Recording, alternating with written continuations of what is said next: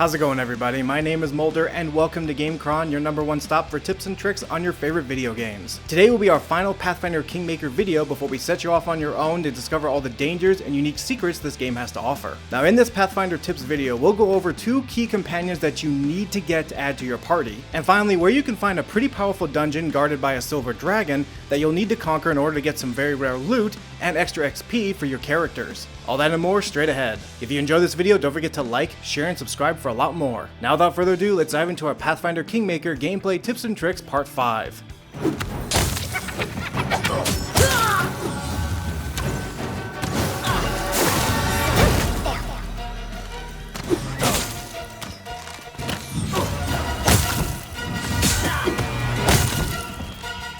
Let's talk about the 2 companions that you need to get to add to your party immediately. The first is a powerful ranger along with his dog that you can find in the ruined watchtower once you get to chapter 2. When you arrive to this area, a dog will run over to you barking. Simply follow the dog to where you'll find the injured ranger lying down in the middle of a field. There, the dialogue will basically tell you that he lost his entire family due to trolls and now he's on the hunt for them, which means that he's looking for the trolls' hideout in the dwarven fortress that you either took care of before you found this guy or right before you're about to enter the area. In my case, I already conquered the trolls' fortress, which once I told him, he was disappointed that he couldn't get his revenge on the trolls, but altogether he was happy that the trolls were finally gone. Which then leads to the opportunity to where he will offer his services to you if you accept him, which I highly recommend you grab this guy and add him to your party immediately. He's an excellent ranger character where if you give him a very powerful bow, he is practically unstoppable on the field. He can fire his bows and arrows in rapid succession, and most of his upgrades, if you focus on his ranger tree, can allow him to get quick kills with his bow and provide covering fire for both you and your companions. Another great bonus too is now his dog is also your companion as well. The dog does a decent amount of damage, but the great thing about him is that he can actually knock opponents down on their stomachs, leaving them vulnerable for extra attacks by your party. I've been able to take down cyclopses, goblins, trolls pretty quickly thanks to this dog knocking them down on their stomachs,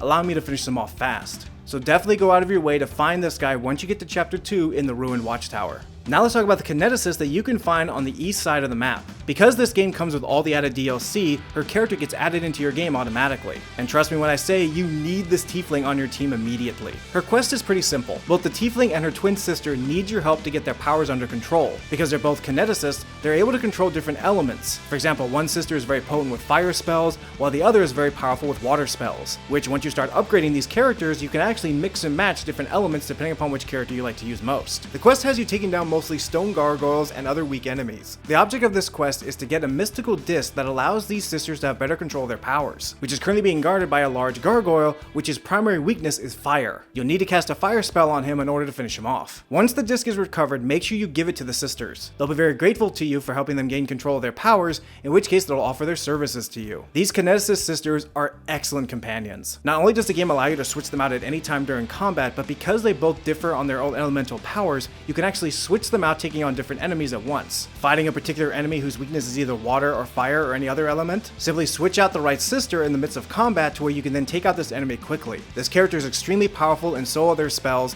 so definitely recommend that you go out of your way to get both these characters as soon as you can, along with the ranger. And be sure to bring both of them along because you're going to need them once you conquer the dungeon that we're about to talk about next.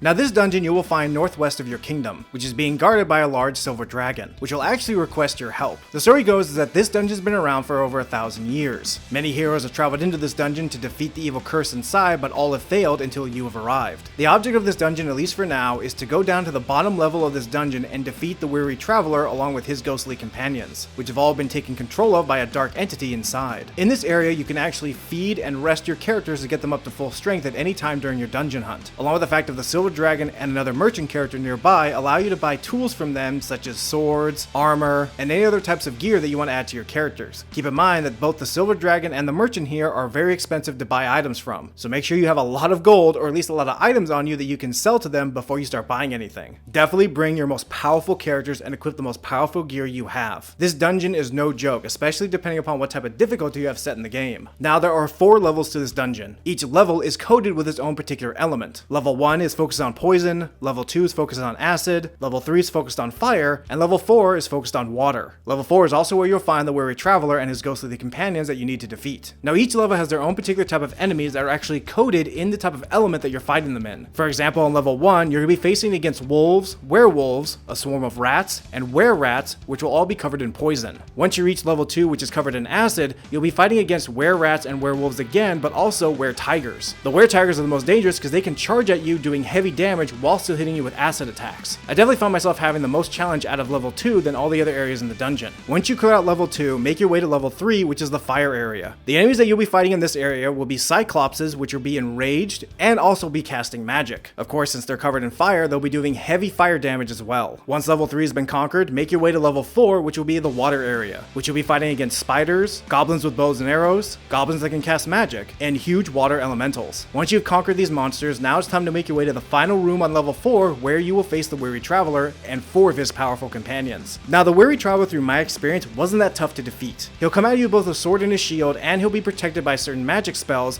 while also doing some decent amount of damage. But because my entire party is focused on heavy melee fighters, I was able to take him down pretty quickly, along with the cover of both my ranger, my kineticist, and a few magic spells. He'll have 2 bowmen on his side as well that can do some pretty heavy damage from a distance. If you can, have your ranger or any long range character take care of them. The 2 biggest dangers in this room are the spellcasters. These divine characters with wings can actually cast spells on each other, increasing their overall damage output and healing pretty quickly. It is best for you to take out the Weary Traveler and the 2 bowmen nearby before you focus on these characters. Because these spellcasters are tough to defeat when they have other allies nearby, definitely go out of your way to take out the other enemies quickly before you focus on them. Throughout your entire time with this dungeon, make sure that you are equipping the right type of armor and casting the right spells that are the exact opposite of the element that you're currently fighting in. Another great thing about this area is that you can find some hidden secrets leading into rooms where there's plenty of loot to find. Once you complete each level, a portal will open up leading you back to the Silver Dragon, where you can either rest your party and regain their health, or simply go over and trade items with the dragon to get more powerful loot from him. It really depends on how you want to tackle this particular dungeon. Once the Weary Traveler and his companions are dead, the bottom part of this level will not be unlocked for you until later on in the story. But because you cleared out of this area already, it's good to know that you can come back to this zone once the story opens up for you, and you don't have to deal with this dungeon again. And not only that, if your characters are powerful enough,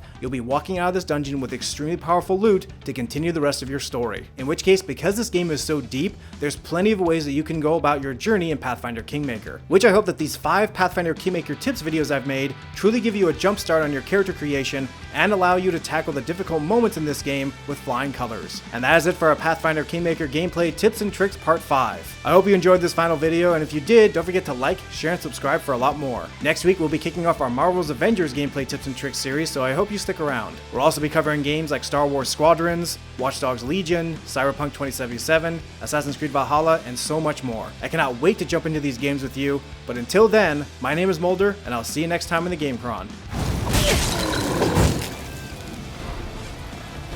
Do not hold back.